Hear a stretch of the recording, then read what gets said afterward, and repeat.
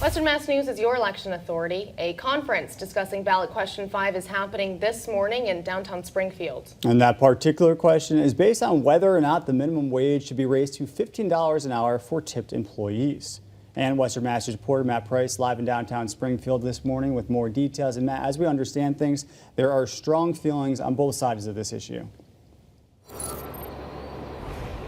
That's right, David and Amanda. This conference taking place later this morning at the Student Prince restaurant will feature officials as well as servers from local restaurants in the Western Mass area who are looking to vote no on this particular ballot question. This discussion being held with just 14 days to go until the election. Western Mass News spoke with Nadim Cashew, the owner of Nadim's Mediterranean Grill here in downtown Springfield. He tells us he is planning to vote no. He even says it's a no across the board when it comes to his servers as well.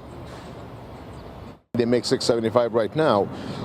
If they do not meet the $15 minimum wage for the state of Massachusetts, as a restaurant owner, not only me, across the state, we have to make up that difference and pay them the $15. But I'm in the business 24 years. It happened 0 time because typically they make more than the minimum wage.